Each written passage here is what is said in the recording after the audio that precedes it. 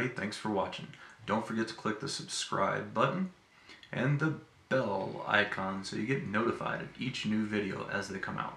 Hey everybody, I'm JJ Johnson. You're watching Reality Survival. So today is just going to be a few lessons, a few things that I've learned planting these seedlings.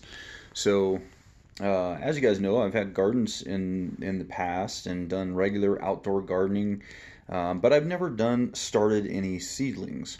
And so this is my first time messing with it, and I thought that I would just take an opportunity and just share with you some of the lessons learned, what I've picked up anyway so far. So the first thing, I guess, is that I would not use these.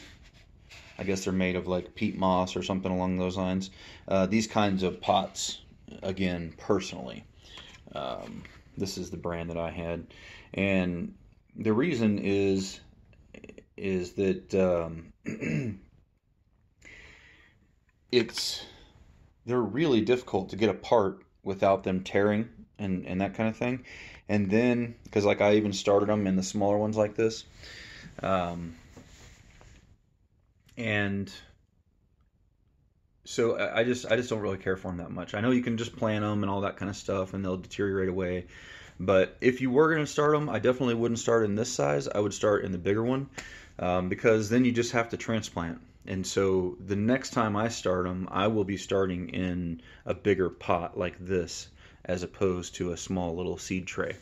I don't see any there. It's just causing the plant more, you know, trauma or whatever, having to move it from one to the other and all that kind of thing. So to me, it makes sense just to start it in the bigger one. I will plan on using the plastic ones next time, because then it's less cost involved. Year over year, you can keep these plastic pots and then use them, you know, multiple times. Whereas this one, you purchase them, they're maybe a little less expensive than the plastic on the initial purchase, but you have to buy them every year. So overall, they're going to be more expensive in the long run. So as far as watering goes, I will say there's a fine line between getting them too wet and keeping them moist enough. And if you can see some of, like down here, there's a little bit of mold and stuff down there. I think I have another plant here that's got a little bit on the bottom of them. There's a couple of them around. And what I was doing for a while, what I was trying is I would just pour some water down inside these pans and then let them soak it up from the bottom, sort of like a wicking kind of thing. Unfortunately, that is what caused the mold, so I stopped doing that. And it seems to be better just to water the plants individually from the top down, and you can kind of control the amount of moisture a little bit better.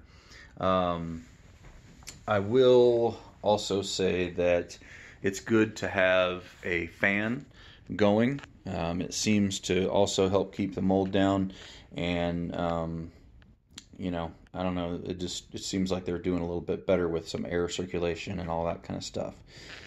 But yeah, anyway, I mean, I think these pans, these trays work out good for kind of containing some of the dirt and stuff like that, but I wouldn't recommend watering them, you know, indirectly. Also, the other thing is that it made a big difference when I started to use some fertilizer.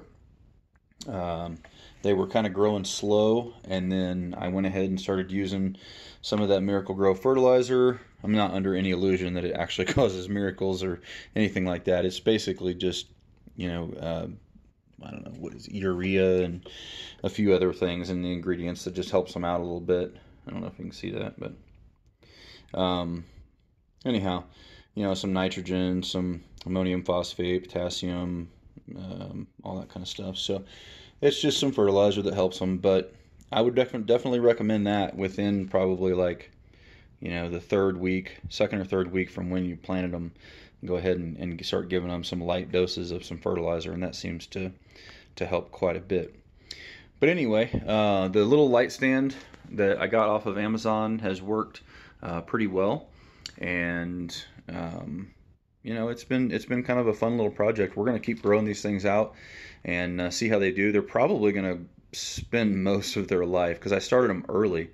They're probably going to spend most of their life on our back porch, our back deck area inside, and we'll put them in bigger pots and see how that goes. We'll probably have some other additional plantings that we'll put in the actual garden outside. So we'll see. This was just kind of our first trial run to see how it's going, and it seems to be doing okay. They're growing, and slowly but surely. So we'll see how it goes. Anyway, guys, I hope that's been helpful.